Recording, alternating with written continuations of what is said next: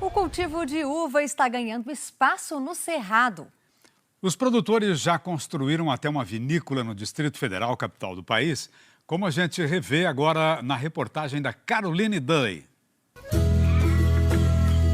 Um pastor de ovelhas. Eu tenho características que são inerentes ao pastor de ovelha, né? Que é uma pessoa paciente, uma pessoa observadora, resiliente, né? Um produtor de grãos. Eu sou apaixonado pela produção agrícola, né? pelo agronegócio, pela agricultura brasileira, pela agropecuária brasileira. Ronaldo é um homem do campo. Bebeto veio para o campo. A nossa história é sobre essa dupla que encontrou uma forma de unir forças. A gente começa falando da trajetória do Bebeto, que há mais de 20 anos ganhou do pai 70 hectares de terra em Cristalina, Goiás, e resolveu apostar na criação de ovelhas para a produção de carne de cordeiro. Quando a gente chegou aqui, não tinha praticamente nenhuma infraestrutura. Começamos com 20 ovelhas e começamos a construir algumas instalações para acomodar esses animais. Apesar de incomum para o Cerrado, a criação de ovelhas deu certo. O negócio cresceu e o rebanho chegou a 1.500 animais. Mas o Bebeto percebeu que era hora de investir em qualidade e não em quantidade. Vendeu parte das ovelhas e decidiu diversificar a produção. Trouxe para a fazenda uvas para a elaboração de vinhos finos, algo novo aqui na região. Era a oportunidade que faltava para agregar valor à propriedade.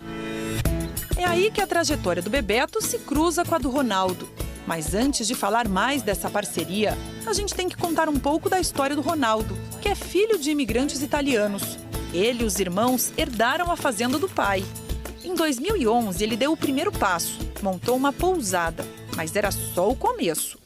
Um dos sonhos que eu sempre tive foi de fazer um vinho aqui na propriedade. Eu falava isso para a família há anos atrás. Quando o Ronaldo falou assim, vamos plantar uva, o que vocês pensaram? É louco. No Cerrado. Doido. Mas todos acabaram comprando a ideia.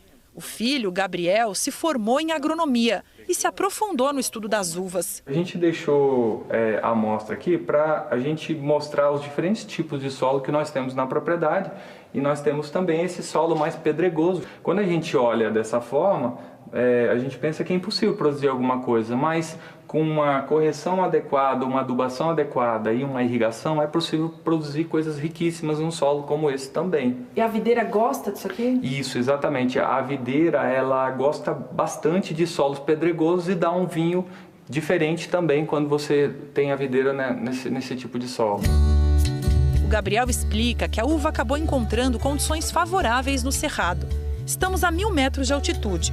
As manhãs são quentes e as noites frias. Num único dia, a temperatura pode variar de 8 a 30 graus. Essa diferença da mínima para a máxima é muito importante para uma perfeita maturação ali do cacho da uva no período da colheita.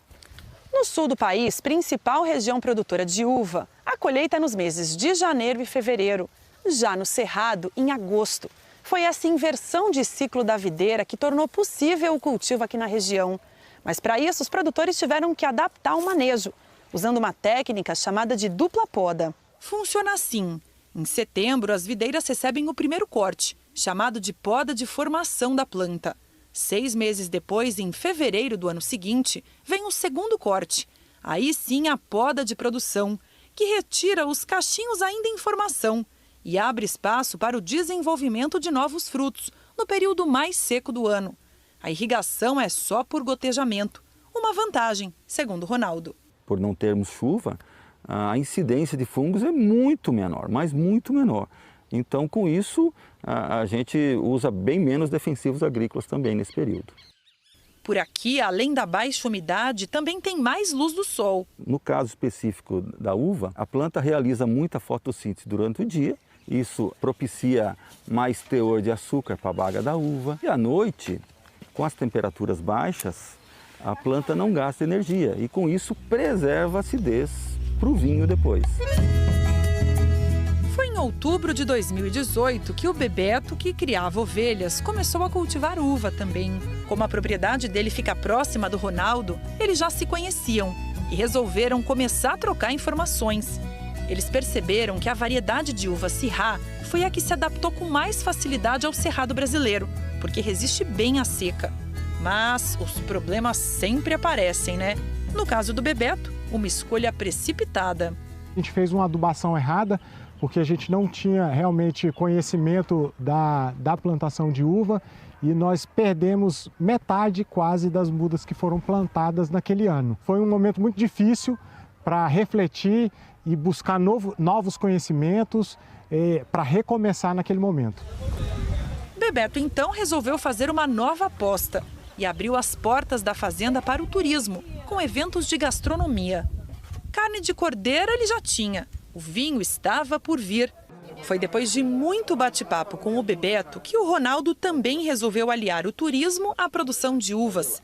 Por aqui, os visitantes hospedados na pousada da fazenda são convidados a ajudar na colheita, a famosa vindima. Então, pessoal, boa vindima para vocês, tá? Obrigado. E nos vemos daqui a pouco. Obrigado. Os produtores contam que o maior gargalo dessa atividade na região do Cerrado era transformar a uva em vinho. É que aqui não existia nenhuma vinícola, nem equipamentos por perto. Foi aí que o Ronaldo e o Bebeto convenceram outros 8 amigos da região, que também estavam plantando uva, a fundar uma vinícola. Juntos compraram as máquinas necessárias. Ronaldo, o Bebeto e os outros 8 sócios esperam que essa experiência inspire outros produtores rurais a se aventurar na plantação de uva no Cerrado. Com essa força da união das 10 famílias, das 10 propriedades, dos 10 amigos, realmente nós realizamos esse sonho de ter uma vinícola num lugar que ninguém sonhava, em Brasília, no Distrito Federal. Então, realmente nos deixa emocionado. Um brinde ao vinho nacional, ao vinho brasileiro.